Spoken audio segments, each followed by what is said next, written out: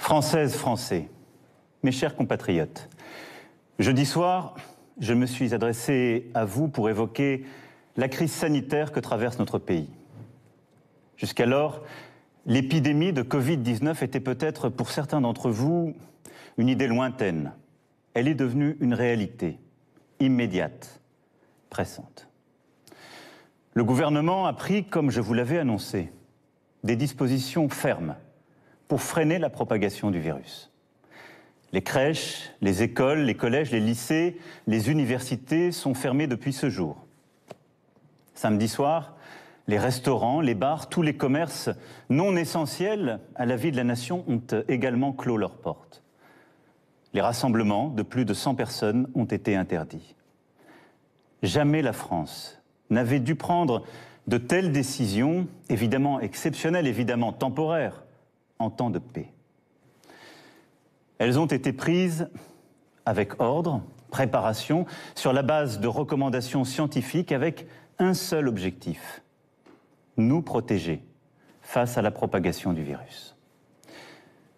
Dans la journée de jeudi, un consensus scientifique et politique s'est formé pour maintenir le premier tour des élections municipales. Et j'ai pris avec le Premier ministre la décision de maintenir le scrutin. Hier, dimanche, les opérations de vote ont donc pu se tenir. Je veux ce soir remercier les services de l'État, les maires, l'ensemble des services, des mairies, tous ceux qui ont tenu les bureaux de vote et qui ont donc permis l'organisation de ce scrutin. Je veux aussi saluer chaleureusement les Françaises et les Français qui, malgré le contexte, se sont rendus aux urnes, dans le strict respect des consignes sanitaires, des gestes barrières contre le virus. Je veux aussi ce soir adresser mes félicitations républicaines aux candidats élus au premier tour. Environ 30 000 communes sur 35 000 ont, après ce premier tour, un conseil municipal. Mais dans le même temps, alors même que les personnels soignants des services de réanimation alertaient sur la gravité de la situation, nous avons aussi vu du monde se rassembler dans les parcs, des marchés bondés, des restaurants, des bars qui n'ont pas respecté la consigne de fermeture. Comme si, au fond, la vie n'avait pas changé. À tous ceux qui, adoptant ces comportements, ont bravé les consignes, je veux dire ce soir très clairement, non seulement vous ne vous protégez pas, vous, et l'évolution récente a montré que personne n'est invulnérable, y compris les plus jeunes, mais vous ne protégez pas les autres. Même si vous ne présentez aucun symptôme, vous pouvez transmettre le virus. Même si vous ne présentez aucun symptôme, vous risquez de contaminer vos amis, vos parents, vos grands-parents, de mettre en danger la santé de ceux qui vous sont chers. Dans le Grand Est, dans les Hauts-de-France, en Île-de-France, nos soignants se battent pour sauver des vies, avec dévouement, avec force.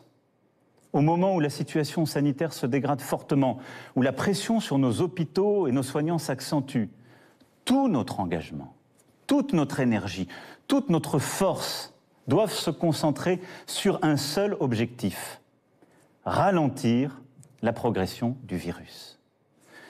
Je vous le redis avec force ce soir.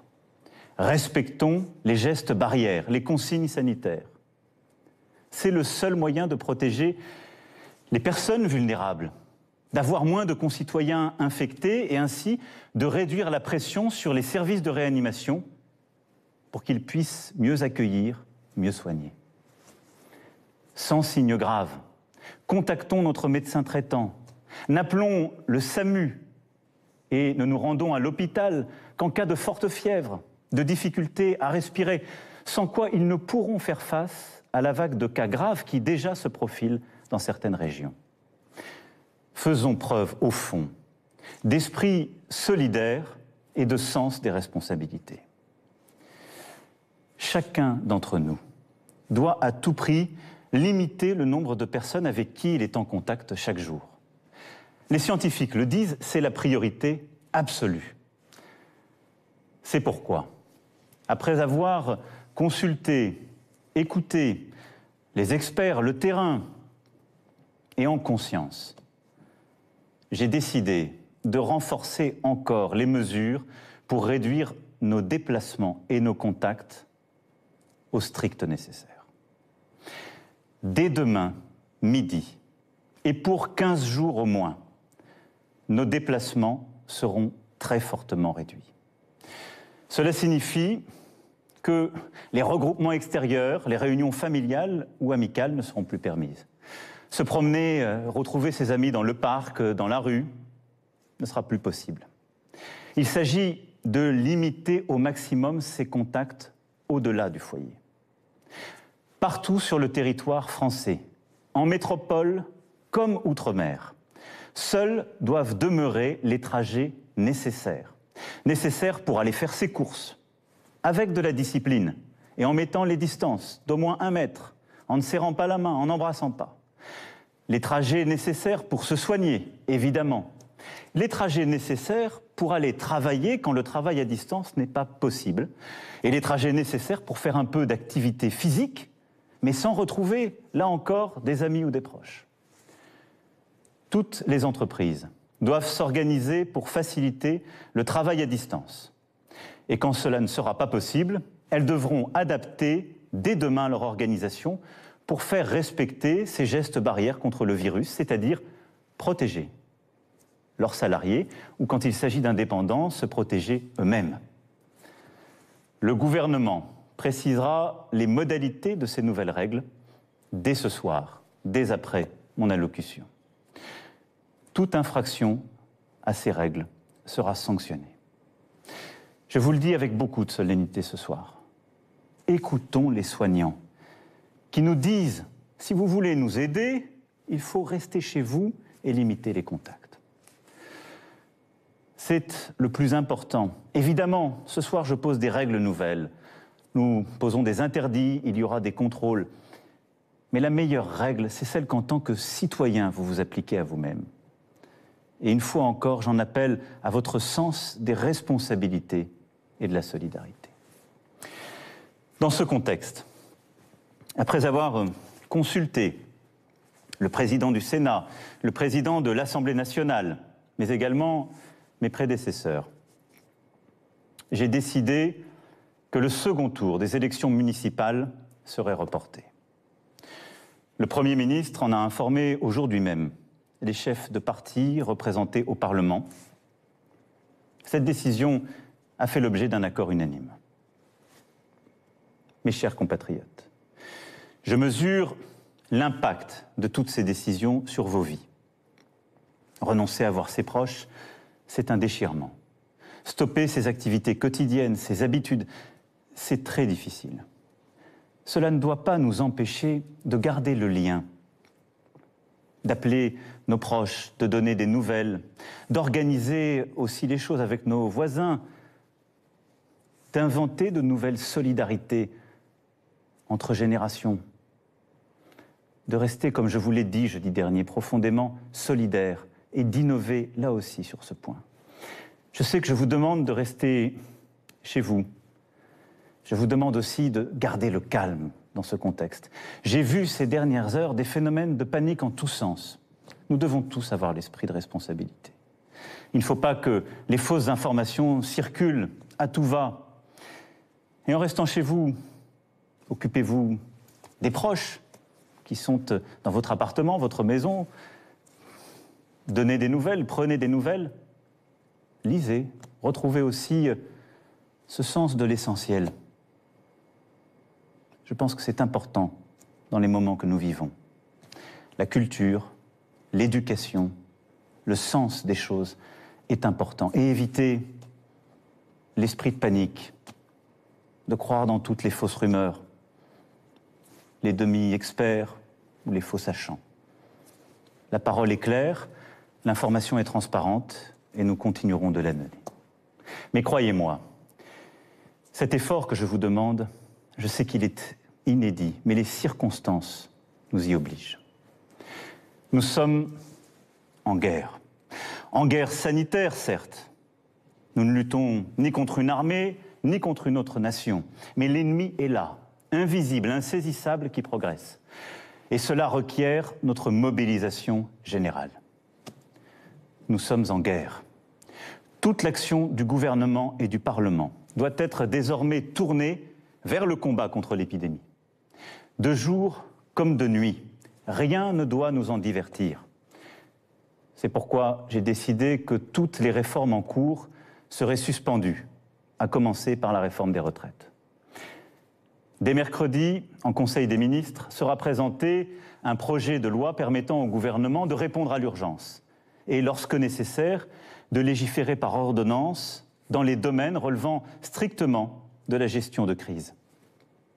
Ce projet sera soumis au Parlement dès jeudi. J'ai vu tout à l'heure les présidents de l'Assemblée nationale et du Sénat afin que ces textes soient votés le plus rapidement possible, afin aussi que la vie démocratique et le contrôle du Parlement continuent dans cette période. Je les en remercie et je remercie tous nos parlementaires en cet instant. Nous sommes en guerre. J'appelle tous les acteurs politiques, économiques, sociaux, associatifs, tous les Français, à s'inscrire dans cette union nationale qui a permis à notre pays de surmonter tant de crises par le passé. Nous sommes en guerre. Et la nation soutiendra ces enfants qui, personnel soignant, en ville, à l'hôpital, se trouvent en première ligne dans un combat qui va leur demander énergie, détermination, solidarité. Ils ont des droits sur nous. Nous leur devons évidemment les moyens, la protection. Nous serons là. Nous leur devons des masques, du gel, tout le matériel nécessaire. Et nous y veillons et y veillerons. Nous avons décidé, avec les scientifiques, de réserver les masques en priorité pour l'hôpital et pour la médecine de ville et de campagne. En particulier les généralistes et les infirmières, désormais en première ligne aussi dans la gestion de la crise. Des masques seront livrés dans les pharmacies dès demain soir, dans les 25 départements les plus touchés. Mercredi, pour le reste du territoire national. J'ai aussi entendu le message des spécialistes, en particulier les chirurgiens dentistes et beaucoup d'autres. Des solutions seront trouvées avec le ministre de la Santé dans les prochaines heures. Nous devons aussi aux soignants la garde de leurs enfants. Un service minimum de garde est en place depuis ce jour dans les crèches et dans les écoles. Nous leur devons aussi sérénité dans leurs déplacements et repos. C'est pourquoi j'ai décidé que dès demain, les taxis et les hôtels pourront être mobilisés à leur profit. L'État paiera. Nous sommes en guerre, oui. Le pays accompagnera dans cette période les régions les plus touchées, aujourd'hui, comme celles qui le seront demain. À ce titre, je veux assurer les habitants, les personnels soignants du Grand Est, que nous serons au rendez-vous pour les appuyer face à l'afflux de patients et à la saturation des hôpitaux. Je sais ce qu'ils vivent depuis des jours et des jours. Nous sommes avec eux. J'ai décidé pour cela qu'un hôpital de campagne du service de santé des armées serait déployé dans les jours à venir en Alsace.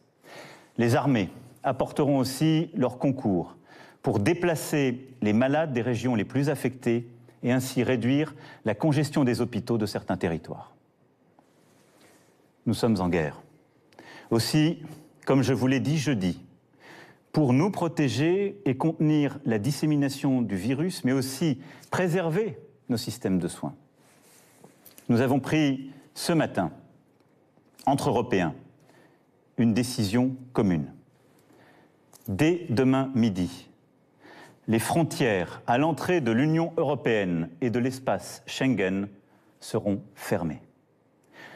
Concrètement, tous les voyages entre les pays non européens et l'Union européenne seront suspendus pendant 30 jours. Les Françaises et les Français qui sont actuellement à l'étranger et souhaitent rentrer pourront bien entendu rejoindre leur pays. Nous devons prendre cette décision parce que je vous demande ce soir d'importants efforts et que nous devons, dans la durée, nous protéger. Et je veux dire à tous nos compatriotes qui vivent à l'étranger que là aussi, en bon ordre, ils doivent se rapprocher des ambassades et consulats et que nous organiserons, pour celles et ceux qui le souhaitent, et là où c'est nécessaire, leur rapatriement. Vous l'aurez compris, vous le pressentez. Cette crise sanitaire sans précédent aura des conséquences humaines, sociales, économiques majeures. C'est aussi ce défi que nous devons mener. Je vous demande des sacrifices pour ralentir l'épidémie. Jamais ils ne doivent mettre en cause l'aide aux plus fragiles, la pérennité d'une entreprise, les moyens de subsistance des salariés comme des indépendants. Pour les plus précaires, pour les plus démunis, pour les personnes isolées, nous ferons en sorte, avec les grandes associations, avec aussi les collectivités locales et leurs services, qu'ils puissent être nourris, protégés, que les services que nous leur devons soient assurés. Pour la vie économique, pour ce qui concerne la France, aucune entreprise, quelle que soit sa taille, ne sera livrée au risque de faillite. Aucune Française, aucun Français ne sera laissé sans ressources. S'agissant des entreprises, nous mettons en place un dispositif exceptionnel de report de charges fiscales et sociales, de soutien au report d'échéances bancaires et de garantie de l'État à hauteur de 300 milliards d'euros pour tous les prêts bancaires contractés auprès des banques. Pour les plus petites d'entre elles, et tant que la situation durera, celles qui font face à des difficultés n'auront rien à débourser, ni pour les impôts, ni pour les cotisations sociales. Les factures d'eau, de gaz ou d'électricité, ainsi que les loyers, devront être suspendus. En outre, afin que personne ne soit laissé sans ressources, pour les salariés, le dispositif de chômage partiel sera massivement élargi, comme je vous l'avais annoncé jeudi dernier, et comme le gouvernement a commencé à le préciser. Pour les entrepreneurs, commerçants, artisans, un fonds de solidarité sera créé, abondé par l'État, et auquel le Premier ministre proposera aux régions aussi de contribuer. Le gouvernement, dès demain, précisera toutes ces mesures. Elles seront en fonction des besoins, des réalités économiques, des nécessités secteur par secteur, évidemment adaptées. Nous serons au rendez-vous pour que notre économie soit préservée dans cette période si dure et pour que l'ensemble des travailleuses, des travailleurs puissent avoir cette sécurité aussi en termes de pouvoir d'achat, de continuité de leur vie. Mes chers compatriotes, la France vit un moment très difficile. Nul ne peut en prévoir précisément la durée. Et à mesure que les jours suivront les jours, que les problèmes succéderont aux problèmes, il faudra, en lien avec les éclairages donnés par les scientifiques, les expériences de terrain, il faudra nous adapter. Nous allons continuer aussi, pendant cette période, de travailler, de progresser sur les traitements. Et je sais le dévouement de plusieurs équipes partout sur notre territoire, avec des premiers espoirs qui naissent. Et nous continuerons aussi d'avancer sur le vaccin. Régulièrement, je m'adresserai à vous. Je vous dirai à chaque fois, comme je l'ai fait, comme le gouvernement le fait, la vérité sur l'évolution de la situation. J'ai une certitude. Plus nous agirons ensemble, et vite, plus nous surmonterons cette épreuve. Plus nous agirons en citoyens, plus nous ferons preuve de la même force d'âme, de la même abnégation patriote que démontrent aujourd'hui nos personnels soignants, nos sapeurs-pompiers, l'ensemble des acteurs de la sécurité civile. Plus vite, nous sortirons de cette vie au ralenti. Nous y arriverons, mes chers compatriotes, en étant unis, solidaires. Je vous demande d'être responsables tous ensemble et de ne céder à aucune panique, d'accepter ces contraintes, de les porter, de les expliquer, de vous les appliquer à vous-même. Nous les appliquerons tous. Il n'y aura pas de passe-droit. Mais là aussi, de ne céder ni à la panique, ni au désordre. Nous gagnerons. Mais cette période nous aura beaucoup appris. Beaucoup de certitudes, de convictions sont balayées, seront remises en cause. Beaucoup de choses que nous pensions impossibles adviennent. Ne nous laissons pas impressionner. Agissons avec force. Mais retenons cela. Le jour d'après, quand nous aurons gagné, ce ne sera pas un retour au jour d'avant. Nous serons plus forts moralement, nous aurons appris. Et je saurai aussi avec vous en tirer toutes les conséquences. Toutes les conséquences. Y sont-nous, individuellement et collectivement, à la hauteur du moment? Je sais, mes chers compatriotes, pouvoir compter sur vous. Vive la République! Vive la France!